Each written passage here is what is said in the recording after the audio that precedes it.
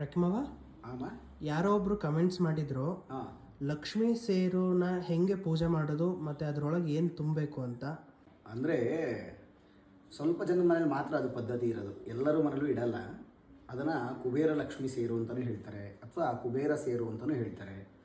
ಇದನ್ನು ಏನು ಅಂತಂದರೆ ಪ್ರತಿದಿನ ಯಾವತ್ತಾರು ಒಂದು ಶುಕ್ರವಾರ ಅಥವಾ ಮಂಗಳವಾರ ಅಮಾವಾಸ್ಯೆ ಹುಣ್ಣಿಮೆ ಟೈಮಲ್ಲಿ ಇದನ್ನು ಬದಲಾವಣೆಗಳನ್ನು ಮಾಡಬೇಕು. ಅಂದರೆ ಆ ಸೇರು ಒಳಗಡೆ ಧಾನ್ಯಗಳನ್ನು ಹಾಕಬೇಕು. ಸಾಮಾನ್ಯ ಏನು ಅಂದರೆ ಹೆಸರುಬೇಳೆ, ತೊಗರಿಬೇಳೆ, ಅಲ್ಲಿಂದ ಬಂದರೆ ಧಾನ್ಯಗಳು, ದೇವರಿಗೆ ಸಂಬಂಧಪಟ್ಟಿದ್ದು ಅಕ್ಕಿ, ಇಂಥದ್ದು ಯಾವುದನ್ನು ಬೇಕಾದ್ರೆ ಹಾಕ್ಬೋದು. ಎಲ್ಲನೂ ಮಿಕ್ಸ್ ಮಾಡೋಂಗಿಲ್ಲ.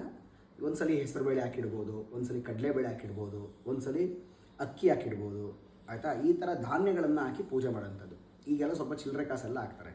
ಆ್ಯಕ್ಚುಲಿ ಏನು ಅಂತಂದರೆ ಧಾನ್ಯಗಳನ್ನು ಹಾಕಿ ಅದ್ರ ಒಳಗಡೆ ಒಂದು ಚಿನ್ನದ ನಾಣ್ಯನೋ ಅಥವಾ ಬೆಳ್ಳಿ ನಾಣ್ಯನೋ ಅಥವಾ ತಾಮ್ರ ಹಿತ್ತಾಳೆ ನಾಣ್ಯಗಳನ್ನು ಹಾಕಿ ಒಂದು ತಟ್ಟೆಗೆ ಅಕ್ಕಿ ಹಾಕಿ ಅಕ್ಕಿ ಮೇಲೆ ಆ ಸೇರನ್ನು ಇಟ್ಟು ಆ ಕಡೆ ಈ ಕಡೆ 2 ಆನೆಗಳನ್ನು ಇಡಬೇಕು. ಅಂದರೆ ಆನೆ ಸೊಂಡ್ಲು ಎತ್ತಿರೋದಾದ್ರೂ ಪರವಾಗಿಲ್ಲ ಅಥವಾ ಇಳಿಸಿರೋದಾದ್ರೂ ಪರವಾಗಿಲ್ಲ. ಇದನ್ನ ಇಟ್ಬಿಟ್ಟು ಪ್ರತಿದಿನ ದೇವರಿಗೆ ತುಪ್ಪದ ದೀಪವನ್ನು ಹಚ್ಚಿ ಪ್ರಾರ್ಥನೆಯನ್ನು ಮಾಡಿಕೊಂಡು ಅದನ್ನು 15 ದಿನಕ್ಕೋ 20 ದಿನಕ್ಕೋ ಅದನ್ನು ಬದಲಾವಣೆ ಮಾಡಿ ಅದನ್ನು ಮನೆ ಅಕ್ಕಿ ಒಳಗಡೆ ನಾವು ಧಾನ್ಯಗಳ ಒಳಗಡೆ ನಾವು ಬೆರೆಸ್ಕೊಂಡು ಅದನ್ನು ಅಡಿಗೆ ಉಪಯೋಗಿಸ್ಕೋಬೇಕು.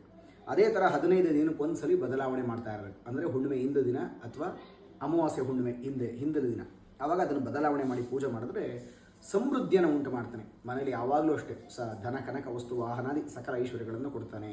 ಅದಕ್ಕೆ ಅದನ್ನು ಕುಬೇರ ಸೇರು ಅಥವಾ ಮಹಾಲಕ್ಷ್ಮಿ ಸೇರು ಅಂತ ಹೇಳ್ತಾರೆ. ಈ ರೀತಿ ಪೂಜೆ ಮಾಡಿ ಒಳ್ಳೆಯದಾಗಲಿ.